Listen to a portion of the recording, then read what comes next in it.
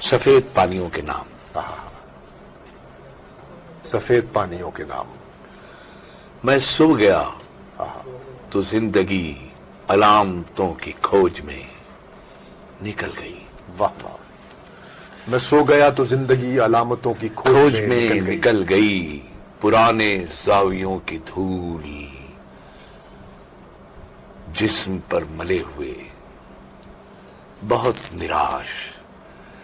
سینکڑوں برس کے گیت گھاٹ گھاٹ پھیلتے سفید پانیوں میں گھولتی چلی گئی. کیا کہنے، کیا کہنے. گھولتی چلی واہ. گئی. سفید پانیوں میں گھولتی چلی گئی. گھولتی چلی گئی.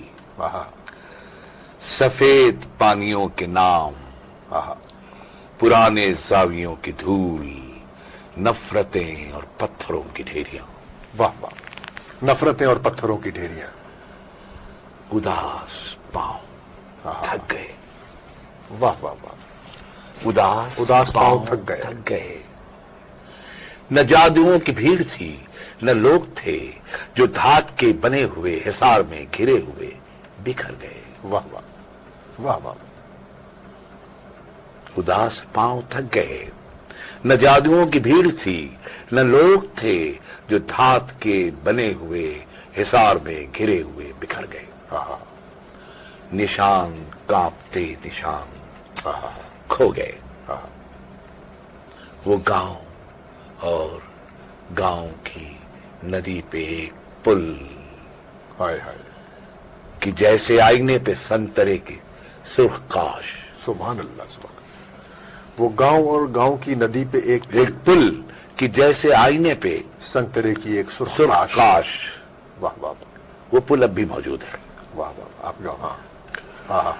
بارہا جو دھوپ میں چمک اٹھی سرخ کاش. بارہا جو دھوپ میں چمک اٹھی وہ بارشوں سے دھل گئی. واہ واہ واہ. وہ بارشوں سے دھل گئی.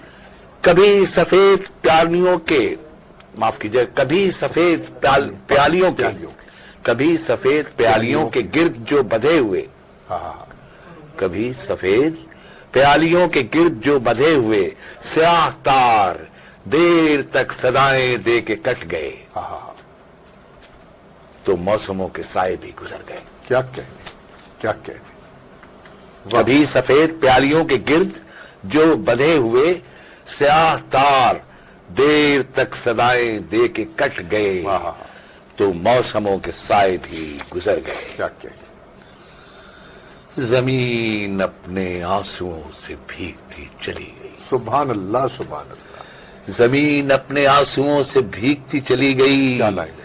ہوا چلی تو دور دور دھند سے اٹے ہوئے گھروں کی مون بستیوں میں فاصلوں کے تیز سنک بج اٹھے. ہائے ہائے. فاصلوں کے تیز سنک بج اٹھے.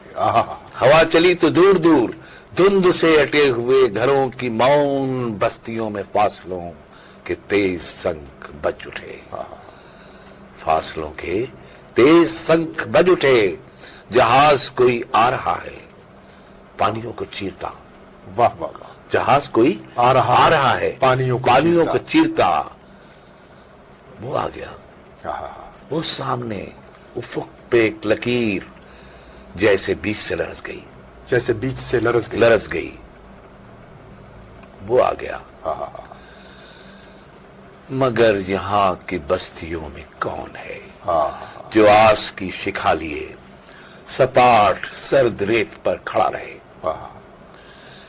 کوئی نہیں تو کیوں نہ بجھی ہوئی دشاؤں کو سمیٹ لیں.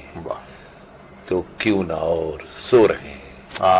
میں سو گیا تو زندگی علامتوں کی کھوج میں. احمد ہمیش کی شاعری اور افسانہ نگاری جس جدید فکری اساس پر کھڑی ہے اس نے مجھے اور میرے ترقی پسند دوستوں کو بے حد متاثر کیا. شروع میں ان کے اسلوب کی تجدیدیت کو سمجھنے کے لیے ہم اپنے اساتذہ کا خاصا سر کھاتے رہے. بعض اوقات تو یہ نشستیں اتنی لمبی ہو جاتی تھیں کہ کالج کا چوکیدار باہر بیٹھا انتظار کرتا کہ کب کمرہ خالی ہوگا. احمد ہمیش کے افسانوں کی تجدیدیت اور ڈرامائی کیفیت ہم پڑھنے والوں پر بیک وقت مسرت اور استعجاب کی کیفیت طاری کر دیتی تھی۔ ان کے اسلوب میں حیت، کانٹینٹ اور ٹریٹمنٹ کا ایک الگ ہی تجربہ ہوتا تھا۔ عاشق تو ہم ان کی شاعری کے تھے، لیکن ان کے افسانوں میں ان کے تجربات، مشاہدات، جذبات اور احساسات عجب علامتی رنگ میں رنگے ملتے تو ہم اشش کر اٹھتے۔ ایک عجیب کیفیت ہوتی تھی جس میں ہر مظہر اپنا منفرد رنگ لیے ہوتا تھا۔ یہ بہت مسرت کی بات ہے کہ احمد ہمیش کے کام کو ایک جگہ جمع کیا جا رہا ہے اور اس کا صحرا معروف نظم اور افسانہ نگار جناب حفیظ تبسم کے سر جاتا ہے۔